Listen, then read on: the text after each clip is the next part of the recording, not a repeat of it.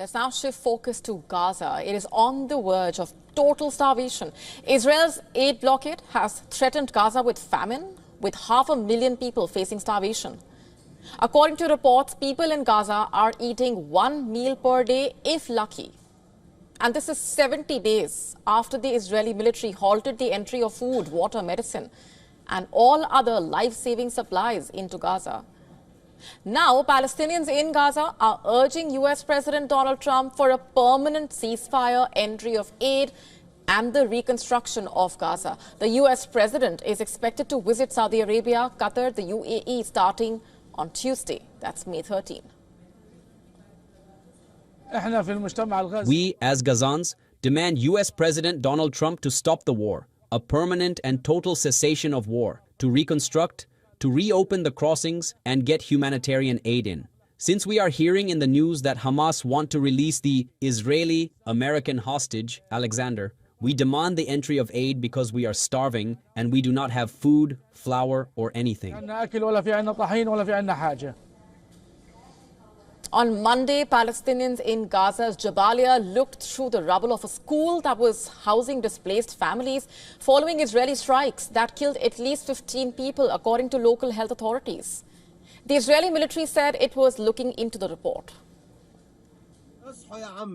Wake up, people. Look at Gaza and Gaza's children. This war is not a war against Hamas, as you are saying, nor against saboteurs or terrorists. None of that is true. You are waging a war on the children of Gaza, killing Gaza's children. All those martyred here are children, and those who were martyred in that other time were children. You are displacing children. Where will they go? Wake up, people. If the Israeli siege persists, the entire population is expected to face crisis of worst levels of acute food insecurity. According to Hamas-run Gaza Authority, at least 57 people had starved to death as a result of Israel's blockade last week. Despite that, Israel is in no mood to stop the military operations in Gaza. Today, Israel's national security minister has said that the war on Hamas must not stop and aid should not be let into Gaza. In broadcast remarks from the Israeli parliament, Ben-Gvir said defeating Hamas was the top goal of the war and the only way for Israel to return its hostages from Gaza. Listen in. The total defeat of Hamas is the ultimate goal of this bloody campaign we're in. It is the only way to bring all our hostages home. Mr. Prime Minister Benjamin Netanyahu, we must not stop. President Trump had already given you the backing.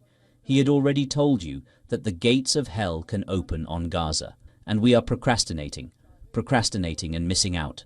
We must stop missing out. We must stop procrastinating. We must launch a decisive attack, occupy all of the Gaza Strip, and encourage voluntary migration of Gazans to countries around the world.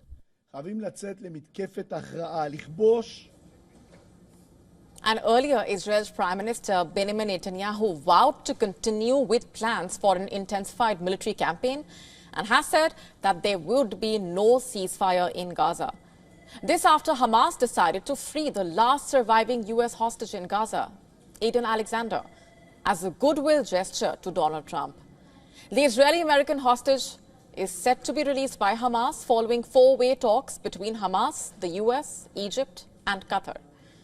It prompted family members of the Israeli hostages still held in Gaza to voice their anger at Netanyahu. On Monday, hostages gathered at the square in Tel Aviv as mothers and fathers of hostages pleaded with US President Donald Trump and Special Envoy to West Asia, Steve Witkoff, to continue their efforts to bring about the release of all the remaining hostages. Parents called on to end the war in Gaza and agree to a ceasefire deal to free all the remaining hostages. On the one hand, I am today very happy for the release of Aiden Alexander, but on the other hand, I am very sad that families of hostages need to have foreign passports in order to release their loved ones from Hamas captivity. What about our Israeli passports in our country? What about our citizenship in this country? The government doesn't know how to protect its own civilians.